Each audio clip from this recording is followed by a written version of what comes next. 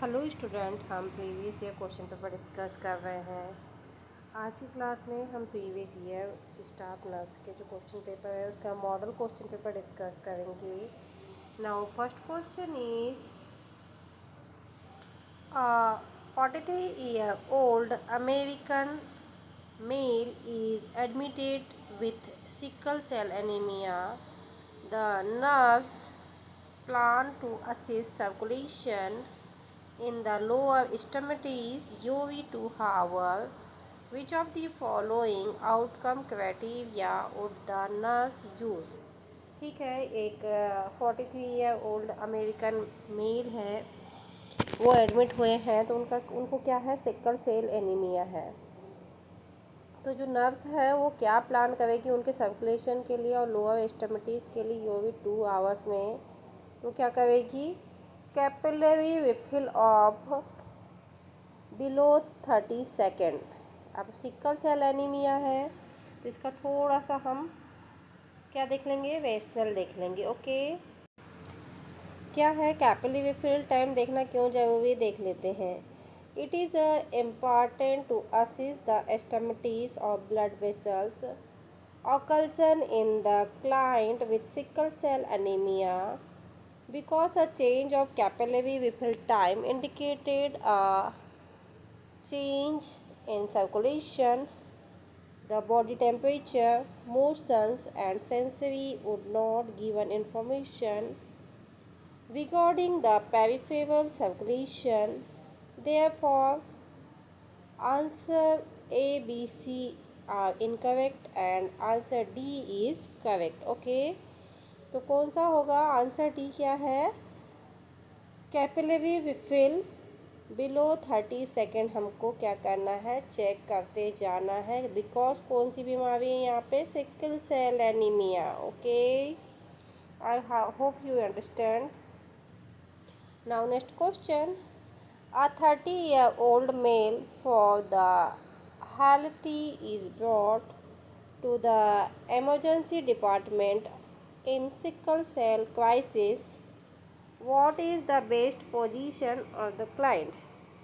तो अब एक कोई कितना 30 ईयर क्लाइंट है, उसको सिकल सेल क्राइसिस है, तो हम उसको कौन सी पोजीशन प्रोवाइड कराएंगे। ओके, तो कौन सी पोजीशन प्रोवाइड कराएंगे, Fowler with leg standard on the bed. ठीक है, कौन सी पोजीशन होगी, option D is the right answer, semi Fowler with the leg extended on the bed. Okay, क्या है इसका एक्सप्लेनेशन देख लेंगे थोड़ा सा।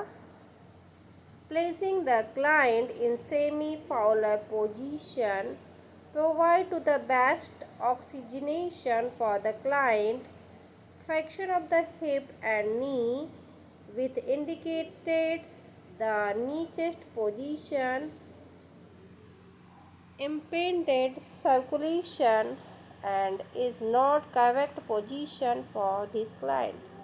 तो क्या होगा इसके लिए जो सही पोजीशन होगी वो कौन सी होगी, semi Fowler position with leg extended on the bed. Okay, क्यों, ऑक्सीजनेशन के लिए, बेस्ट ऑक्सीजनेशन के लिए सेमी फाउलर पोजीशन देना है। Okay,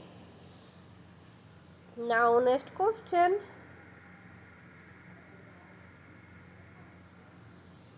25-year-old male admitted in sickle cell crisis.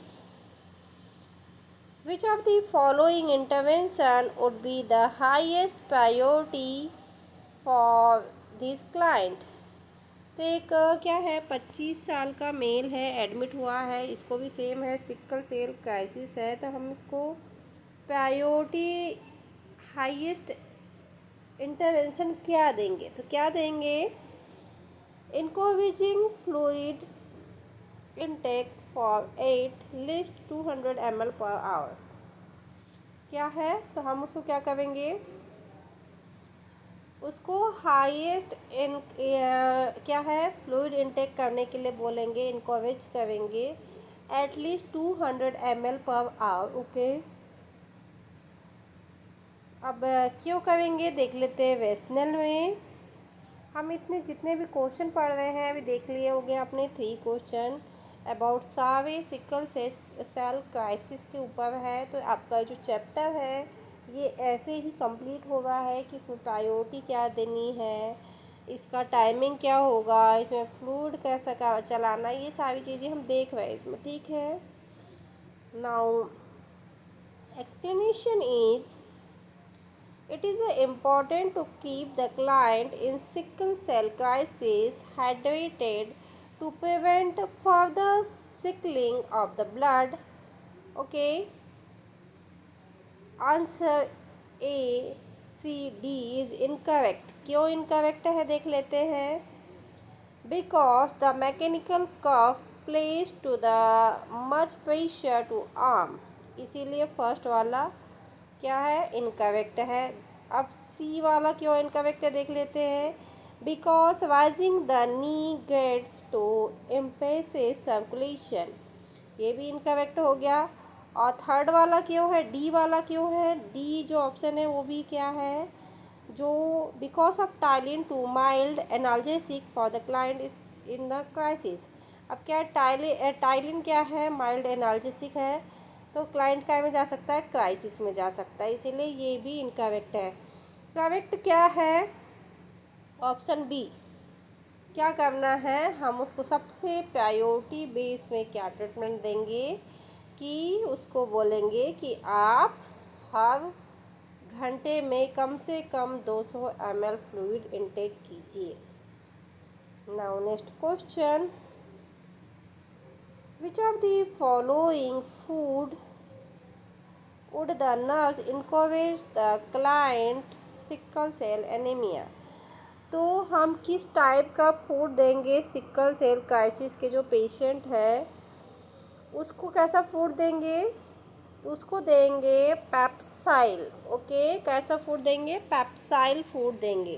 क्यों देंगे, hydration is the important in the client with sickle cell anaemia disease to prevent thrombosis formation. Popsicle gelatin juice and padding have the high fluid content. Okay, the food to be given. Okay, क्या देंगे, पेप्साइल food यानी कि क्या देंगे, hydration को maintain करने के रखना है। क्यों, ताकि थॉम्बस ना का फॉर्मेशन ना हो, इसीलिए हम ज़्यादा हाइड्रेटेड फूड देंगे, पेप्साइल देंगे, जूस देंगे। ओके, अब आपको डाइट भी आई होप यहाँ से समझ में आ गई होगी क्या देना है।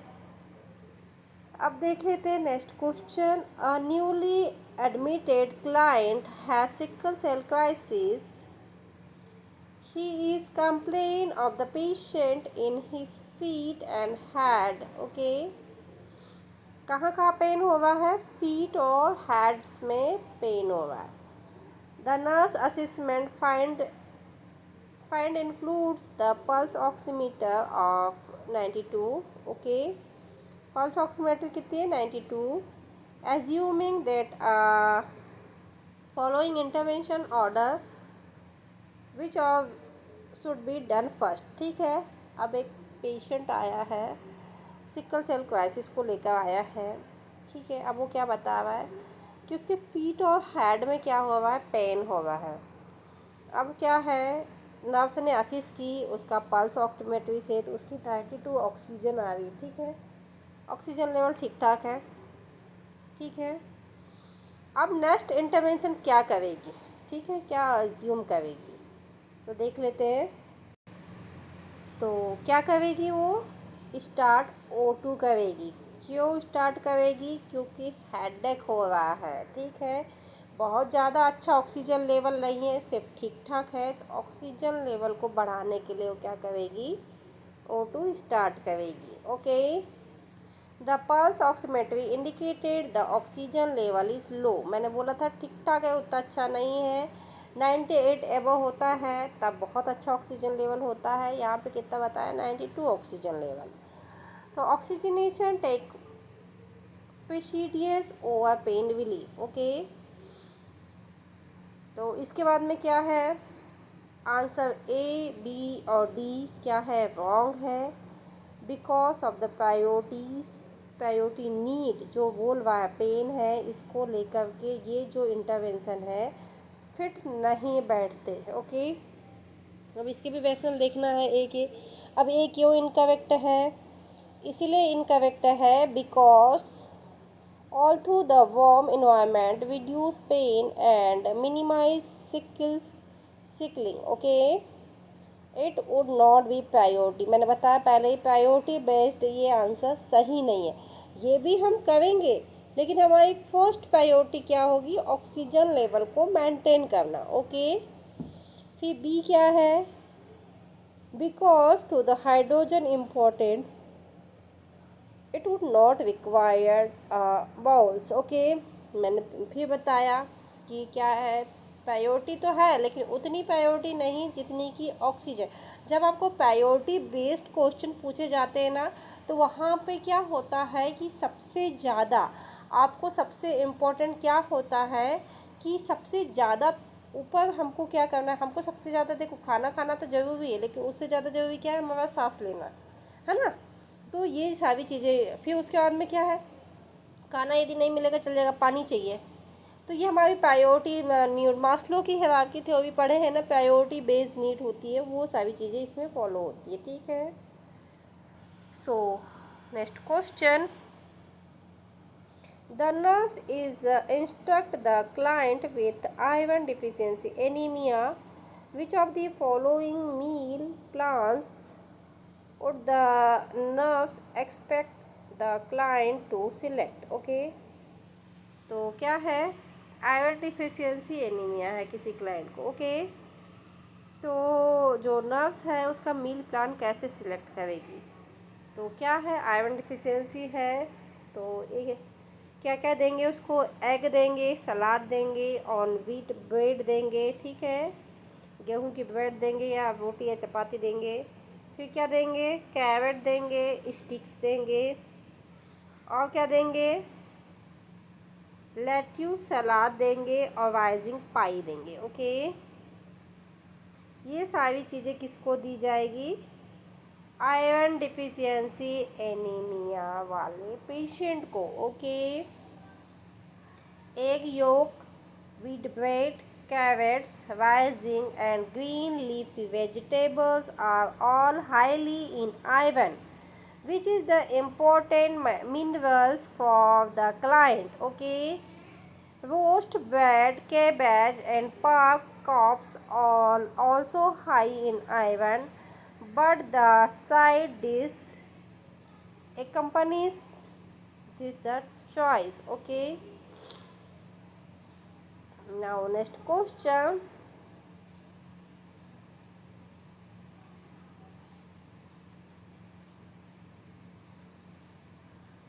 client with sickle cell anemia are through the avoid activities that cause hypoxia and hypoxemia, which of the following activities would the nurse recommended। ठीक है, एक सिकल सेल एनीमिया का पेशेंट है, उसको क्या है, कुछ एक्टिविटीज़ के लिए मना किया जाता है। अब क्यों किया जाता है कि क्या होगा, यदि वो हाई एक्टिविटीज़ करेगा तो हाइपोक्सिया या हाइपोक्सीमिया में जा सकता है।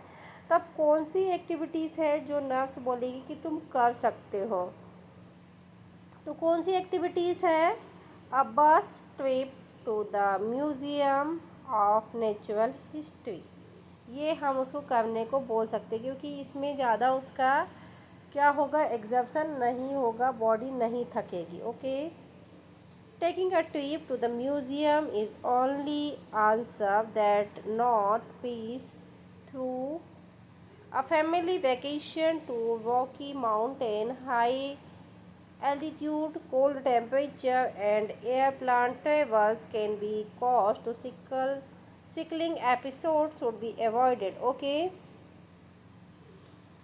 ये है कि उसको फिज़िकल एक्टिविटी कम करने को बोला। फिज़िकल एक्टिविटी यदि ज़्यादा करता है तो क्या होगा, हाइपोक्सिया में जा सकता है patient. Now next question, the nurse is conducting an admission assessment for the client with the vitamin B12 deficiency, which finding reinforce the diagnosis of B12 deficiency. तो क्या होगा, कैसे हम डायग्नोस करेंगे कि B12 की डिफिशियंसी हो गई है? कैसे डायग्नोस करेंगे? बफी टंग होगी, ठीक है। कैसा होगा? बफी टंग देखने को आपको मिलेगी। The tongue of the client with B12 insufficiency is red and buffy tongue. Okay, आपने सुना है कि जब भी B12 की कमी होती है तो मुंह में छाले हो जाते हैं, ओवल अल्सर ज़्यादा देखने को मिलता है। तो वही चीज़ है यहाँ पे, red beefy tongue. Now next question, the body part that would be likely display juice in the darkest individual is the. तो क्या होगा जिसमें देखेंगे, ये कहाँ पे देखने को मिलेगा आपको? रूफ ऑफ द माउथ में देखने को मिलेगा, ठीक है। इसका थोड़ा सा एक्सप्लेनेशन देख लेंगे।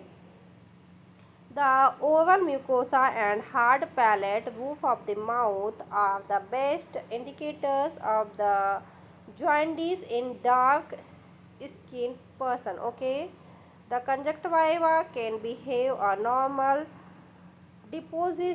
deposits of the fat which given a yellowish how. Okay, तो क्या है कि आपको यदि जॉइंटिस देखना है तो सबसे ज़्यादा कहाँ देखने को मिलेगा? आपको रूफ ऑफ द माउथ में देखने को मिलेगा, और दूसरा कहाँ देखने को मिलेगा? कंजक्टाइवा में। Okay, now next question, the nurse is conducting the physical assessment on a client with anemia with of the following clinical manifestation would be most indicative of the anemia. तो क्या है क्लिनिकल मैनिफेस्टेशन? तो वो होगा विस्परेशन 28 Saulos. Okay, क्या होगा? विस्परेशन 28 Saulos. थोड़ा सा एक्सप्लेनेशन देख लेते हैं इसका। When there are fewer red cells, there is less hemoglobin and less oxygen. Therefore, the client is often shortness of breath is it's indicated, the क्या इंडिकेट करेगा? एनीमिया को इंडिकेटेड करेगा। Okay, so it is a last का question but not least. आगे और भी question है जो हम नेक्स्ट क्लास में डिस्कस करेंगे। आई होप ये सारे क्वेश्चन आपके आने वाले एग्ज़ाम्स के लिए बहुत ही इम्पोर्टेंट होंगे। ये जितने भी क्वेश्चन हैं जिसमें प्रीवियस ईयर क्वेश्चन पेपर दिया गया है, लेकिन मैं बता दूं जो आज की क्लास के क्वेश्चन पेपर है ये सिलेक्टेड एम्स के क्वेश्चन है। देखिएगा, एम्स में इसी टाइप के क्वेश्चन आपको पूछे जाते हैं, तो आप मैच करके देख लीजिएगा। इसमें से कुछ क्वेश्चन आपको एम्स एग्ज़ाम में रखे हुए मिलेंगे ही मिलेंगे, क्योंकि वहीं से कहीं से 2, कहीं से 4, कहीं से 6 ऐसे उठाए गए ये क्वेश्चन है, और इनका एक बंच बनाया गया है जो आपकी आने वाली सभी एग्ज़ाम्स के लिए बहुत ही इम्पोर्टेंट होने वाला है। सो प्लीज़ आप हमारी क्लास में बने रहिए। ये जो मॉडल क्वेश्चन पेपर है आने वाली सभी एग्ज़ाम्स के लिए बहुत ही इम्पोर्टेंट होने वाले हैं। देखिए, आप शुरू के जितने भी आपने क्वेश्चन पढ़े वो बहुत ही ईजी पैटर्न में थे। अब देखिए फिर से जो चालू हुआ है इनका पैटर्न थोड़ा सा आपको टफ देखने को मिलेगा। मैं तो यहाँ आंसर बता दे रही हूँ, नहीं तो यदि आप पूरा क्वेश्चन पढ़ के आंसर निकालेंगे तो आपको काफ़ी टाइम लगने वाला है। सो प्लीज़ इन क्वेश्चनों को आप एक बार रिवाइज ज़रूर कीजिएगा। इसमें एक्सप्लेनेशन भी है कि क्यों कैसा हो रहा है, और जो इजी क्वेश्चन थे उनमें मैंने एक्सप्लेनेशन नहीं रखा था। अभी बहुत सारी वैकेंसियाँ निकलने वाली है, आप सभी स्टेट में निकलने वाली है। उन वैकेंसियों को फुलफ़िल कीजिए, अपनी तैयारी प्रॉपर रखिए। आने वाली सभी एग्ज़ाम्स के लिए आप लोगों को best of luck. Thank you for watching.